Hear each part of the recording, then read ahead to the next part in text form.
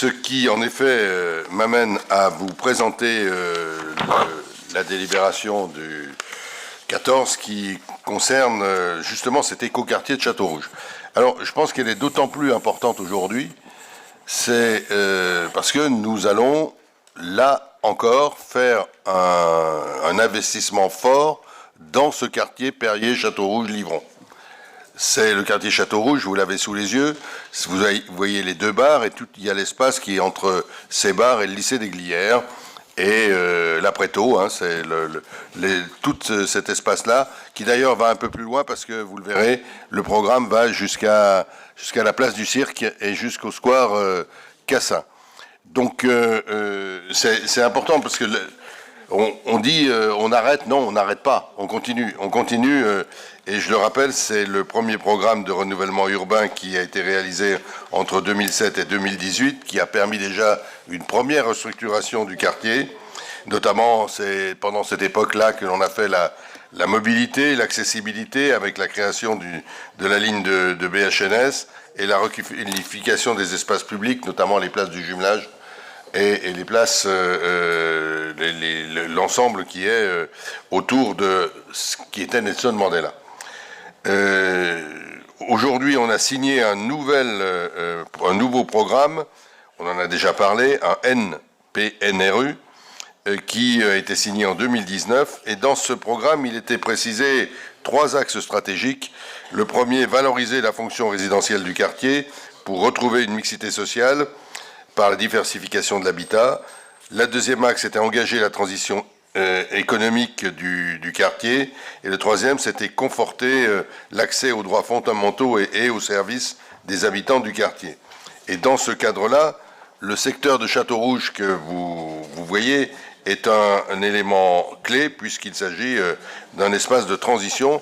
Vous savez qu'il y a eu tout un travail qui a été fait, un travail de concertation mené par Michel Boucher avec l'ensemble des habitants. Et ça a abouti à un programme et nous avons lancé un programme un concours en quelque sorte de concession pour trouver le bon concessionnaire. Alors disons-le tout de suite, d'abord M. Boucher n'y a pas participé parce qu'il est membre du conseil d'administration d'un des candidats, c'était Teractem, hein. Et puis, mais il y avait la commission qui était auquel participaient notamment Frédéric Gaillard, Mylène Saillet, Isabelle Ayeb, Inès Ayeb, je fatigue vraiment, Dominique Lachenal, voilà, et Jamel Jadel. Nous avons eu un choix compliqué, faut le dire. Voilà, un choix compliqué. On avait retenu 4, puis après 3, puis après 2, et finalement il fallait et finalement on n'a pas pris Teractem. Voilà, qui avait un bon projet équilibré, mais qui avait sur l'espace urbain, sur l'organisation de l'espace, qui était en retrait par rapport à celui que nous avons retenu. Donc je ne vais pas vous passer tous les détails, hein, parce que c'est trop long. Il vaut mieux qu'on passe un peu de temps sur ce qui va être mis en place. Il y avait donc tout le programme qui était proposé, le programme de l'écoquartier sur lequel les candidats ont répondu. Et évidemment, le candidat retenu a répondu de manière très précise à toutes ces questions-là. Vous avez la procédure de consultation. Là aussi, je vous en passe. Je vous disais qu'il y avait plusieurs candidats. Alors, on en a eu 10, mais on en avait retenu 4 dans un premier tour. Et c'était Teractem, Bouygues Immobilier, Urbanera, ICAD et Crédit Mutuel Aménagement Foncier. Comme je vous le disais, on en a retenu 3. Après, on a retravaillé avec eux et chacun a fait des propositions complémentaires intéressantes. Et finalement, au bout du compte, la commission d'aménagement réunie le 15 mai 2023 a proposé de retenir la société Crédit Mutuel Aménagement Foncier qui a été retenue, dont le projet nous a semblé extrêmement intéressant. Je vous passe aussi l'analyse des notes, hein. On est obligé de le mettre dans la délibération, tout ce qui a été fait, vous avez en détail. je pense qu'il est important de travailler sur le contrat de concession tel qu'on l'a établi et que je vous propose de pouvoir l'établir et le signer avec Crédit Mutuel. Donc vous avez là aussi les différents éléments sur les superficies qui sont mis en place. C'était quand même 5 hectares et demi, hein. C'est pas mal, c'est 5 hectares et demi, sur lequel il y aura 330 logements sur une surface de plancher de 25 958 mètres carrés. Et puis il y aura un pôle de l'entrepreneuriat, un espace dédié aux besoins pour l'économie, aux besoins de la mission locale, pardon, un espace pour le besoin de la mission locale, un local associatif de 200 mètres carrés, et les rez-de-chaussée seront des rez-de-chaussée, en partie des rez-de-chaussée commerciaux. Mais aussi, une grande attention était donnée aux espaces publics, et la réponse a été très intéressante. Une prairie récréative dans le cœur du futur écoquartier, des aménagements visant la remise à l'air de la Géline, remise à l'air libre de la Géline, c'est sans doute, vous le verrez, le dossier qu'on a retenu, et on a penché pour ce dossier pour la proposition qui nous avait été faite, parce qu'elle est vraiment de très grande qualité à ce niveau-là. Il y a un certain nombre de cheminements dédiés aux mobilités douces, des espaces qualitatifs annexes, etc., etc.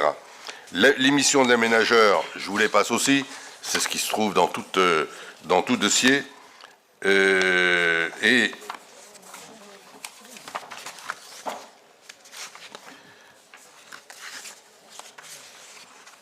j'en arrive aux principales caractéristiques du projet. Je vous ai donné les éléments essentiels.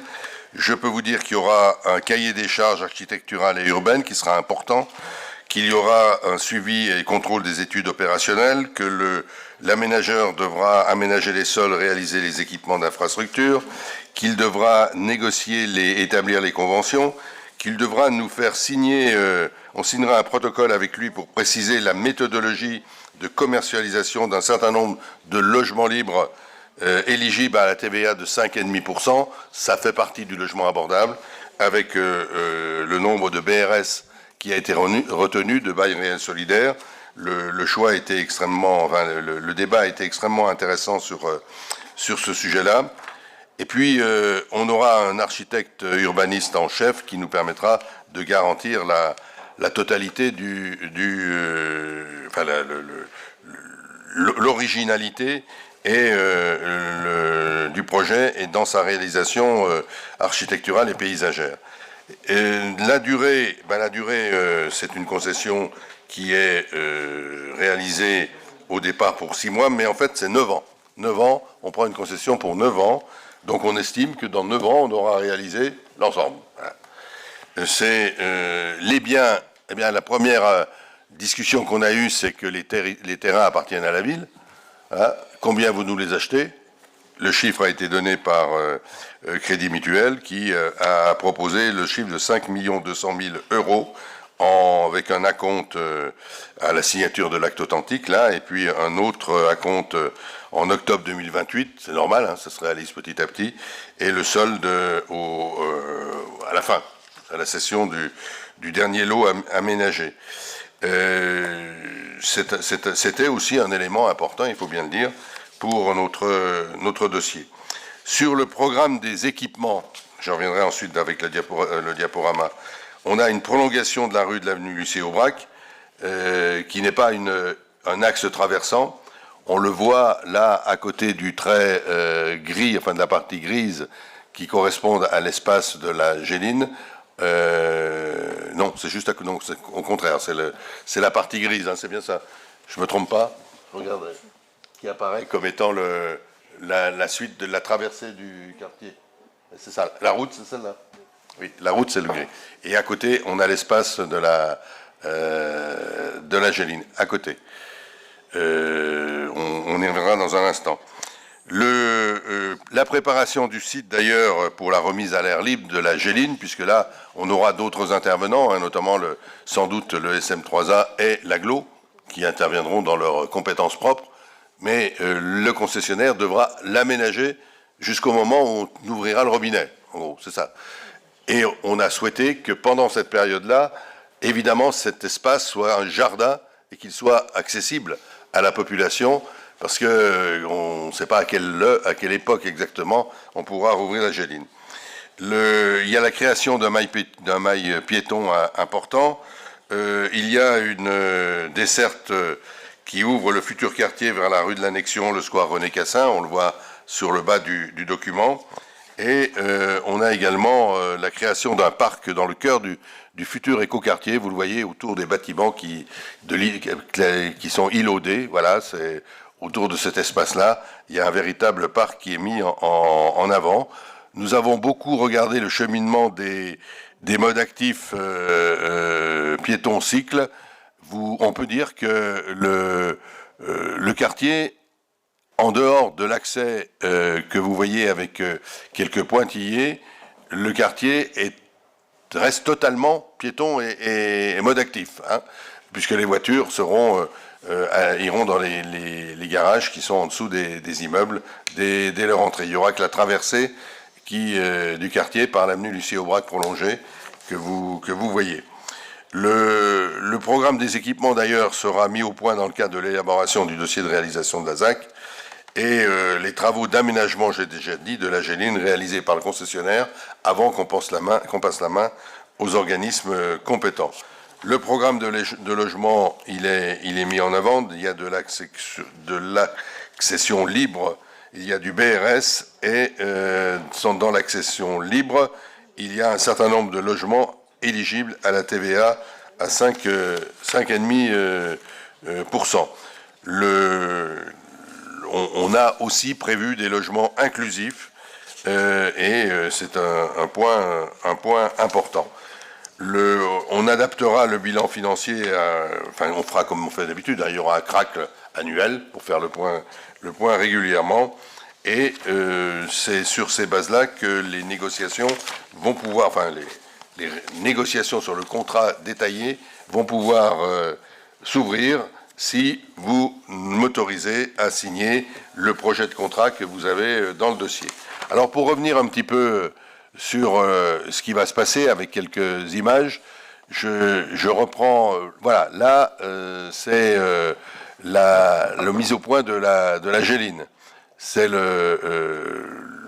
on voit d'un côté le passage où il y a les véhicules, et d'un autre côté, on voit la Géline qui va pouvoir s'écouler de manière dans ce qu'on peut qualifier d'un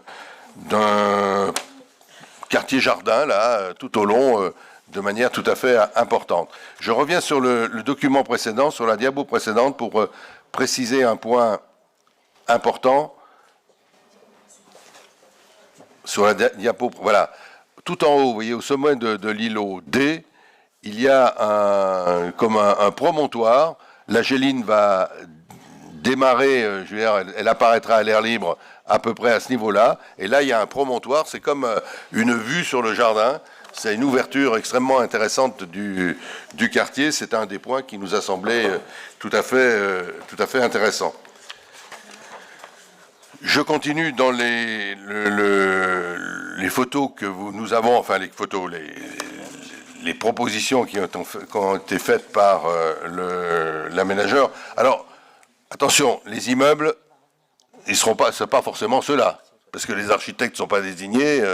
Il y a une cohérence, mais évidemment, il y aura à chaque fois des concours d'architectes auxquels nous participerons en respectant le cahier des charges qui sera mis au point. On a donc là la promenade de l'autre côté. Sur la gauche, vous avez l'endroit où passent les véhicules, voilà. Vous avez les modes doux à côté, et puis les promenades. Un quartier où on sera très calme et où on pourra, vous le voyez, flâner, s'asseoir au bord de la Géline, en espérant que la Géline puisse rapidement couler. C'est un élément qui montre bien qu'il y a une vraie volonté de respirer, de donner de la place à l'espace public dans ce quartier. On le voit avec la suite. M. Boucher qui dit des choses à côté de moi. Voilà, l'espace de jeu, la place des jeux en quelque sorte, qui se trouve à peu près au centre du quartier, en dessous de l'îlot D. C'est à peu près ça, hein, si je me trompe pas. Alors le phasage, voilà quelques images hein, qui sont. Alors, ce sont des images. Après, il faut réaliser. Et encore une fois, les bâtiments ne peuvent pas être prévus à l'avance. L'opération va se faire en 2 tranches. La première tranche concernera, voilà, tout ce qui est montré, toute cette partie-là. Cette première tranche, elle sera réalisée entre 2024 et 2027, dont le parc de la Géline, donc, vous voyez, puisque c'est... Alors, peut-être sans eau pour l'instant, mais ce sera réalisé, notamment avec un accord avec Action Logement, qui va construire très vite, d'ailleurs, un certain nombre de logements, je ne sais plus le nombre exact, 67 logements construits par Action Logement qui, je vous le rappelle, a une priorité parce qu'il est financeur du NPRU. Donc il est logique qu'il... Et puis c'est intéressant parce qu'Action Logement, c'est du logement pour les gens qui travaillent dans des entreprises qui participent qui collectent le 1% logement. Donc des gens qui sont sur ce territoire, c'est aussi une forme de fidélisation. La tranche 2, c'est la partie économique. Là, c'est là où il y aura le pôle de l'entrepreneuriat, où il y aura la mission locale, où il y aura sans doute les espaces commerciaux en rez-de-chaussée. C'est à cet endroit-là. On est là, au bord de l'avenue de Verdun. Hein, l'avenue de Verdun est juste en haut, voilà, elle est là.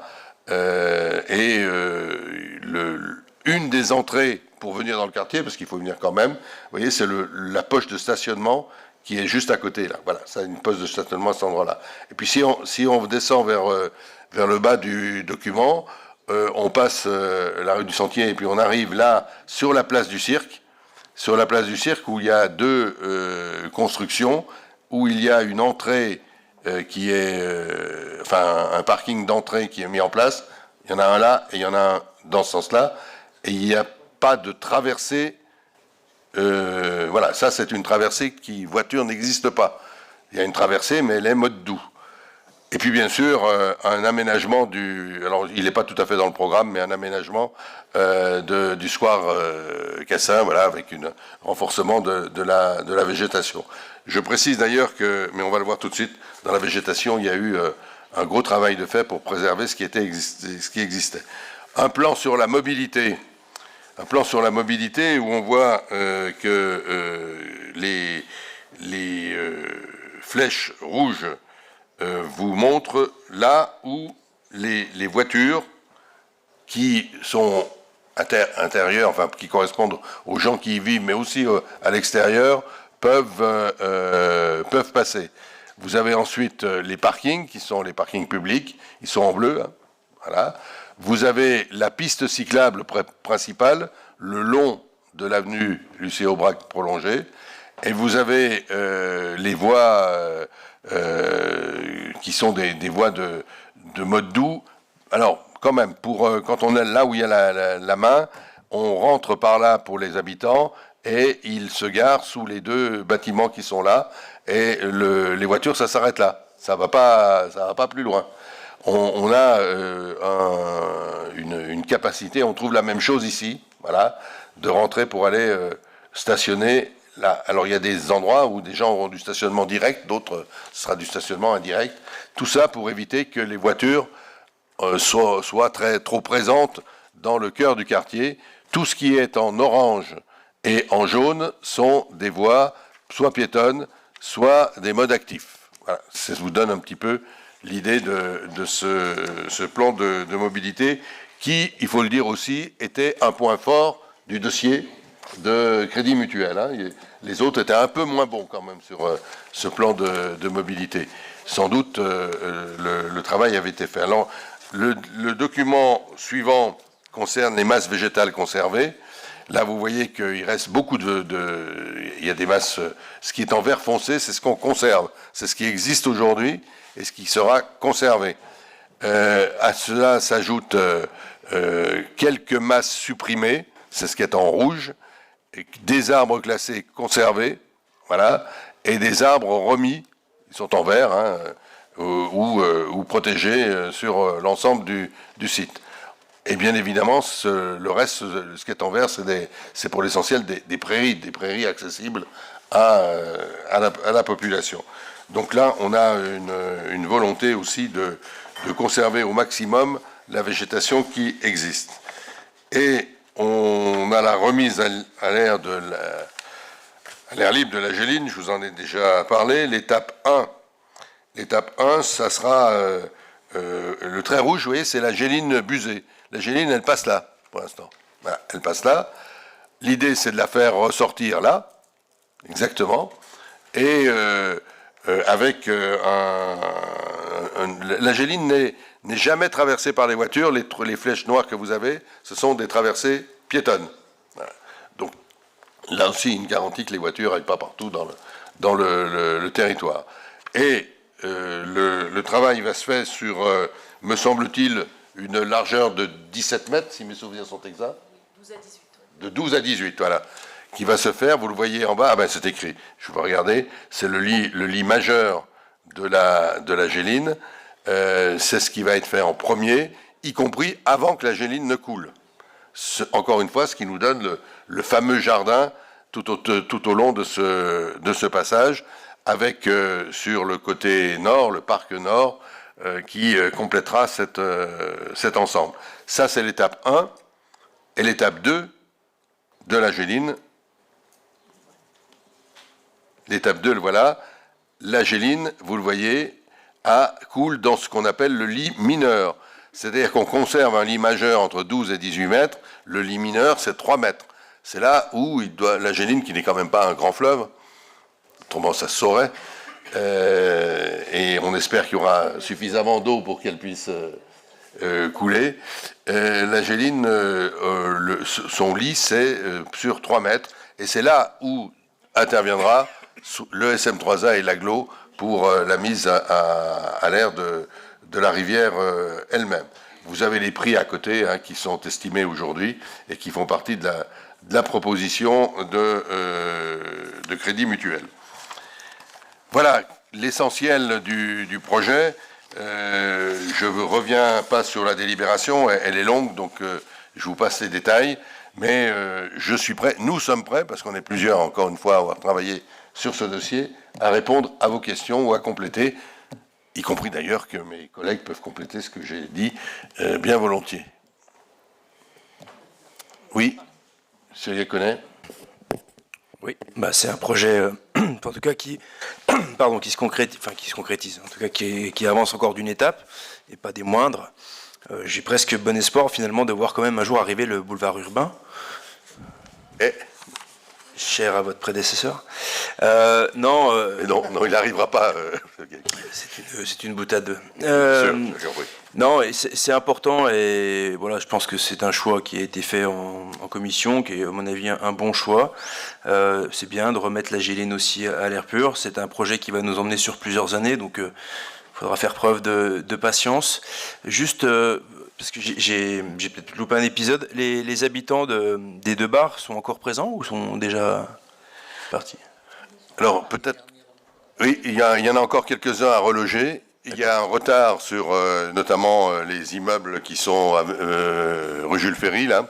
Vous avez vu, l'îlot des 3 places, il a eu du mal à se terminer. Il a 6 mois de retard, il va se terminer. Normalement, il déménage en ce moment. Voilà. Enfin, cet été, oui, c'est courant juillet, il devrait déménager. Ce qui va faire que on va pouvoir, enfin, les bailleurs vont pouvoir démolir les bars qui restent. Enfin, le processus entre l'automne et le premier trimestre de 2024. Voilà. Donc, ça va être terminé. Et je voudrais les saluer et les remercier parce qu'ils ont fait preuve de beaucoup de patience. Avec enfin, c'est un projet qui a été compliqué parce que la situation est compliquée, hein, augmentation des prix, etc. Et les bailleurs qui construisaient ont vécu les mêmes difficultés que nous. Donc, cette construction a pris du retard. Mais il y en a déjà beaucoup qui sont relogés. Oui, il en reste une minorité. Ouais, il reste une minorité. Et Et donc là, on va recréer 330 logements. Il y en avait combien dans les deux bars? J'ai peut-être loupé le chiffre. Hein, si, Oui, je t'en prie.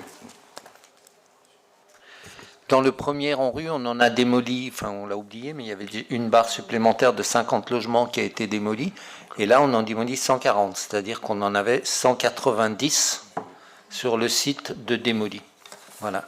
Et on reconstruit donc ces 330 dans le contrat, c'est ça?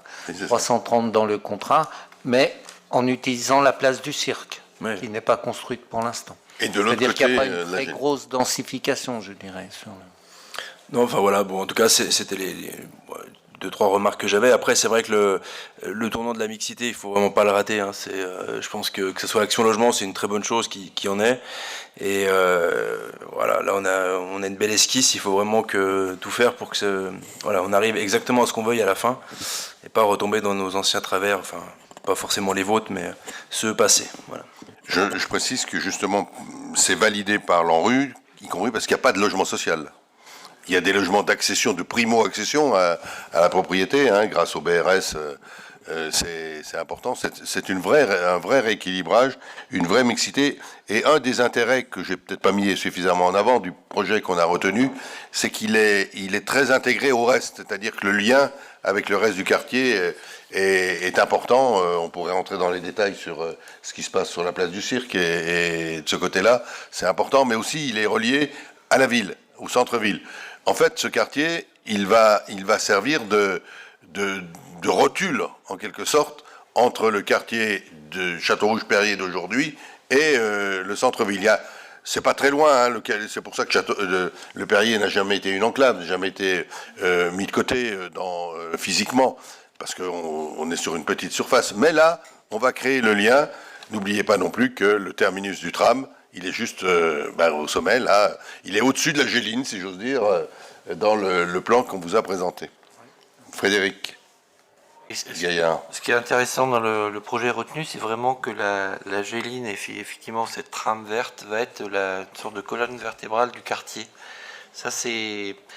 Enfin, dans ce qu'on voulait faire, c'est le paysagiste a très bien travaillé ça, et on voit que le quartier sera tourné vers cet espace-là. Et je trouve que c'est très réussi, après avoir effectivement la réalisation. Mais c'est plutôt réussi à ce niveau-là, je trouve. Pour aller dans ce sens-là, il faut bien dire que c'est sans doute l'élément qui a fait gagner Crédit Mutuel par rapport à d'autres. Voilà. C'est la manière dont ils ont traité cette géline à l'intérieur. Les autres, c'était pas mal le reste. Hein. Il y avait des choses intéressantes. Mais là, vraiment, ça correspondait à ce qu'on voulait, à ce qu'on avait affirmé au sens de la concertation qui avait été menée. M. Boucher?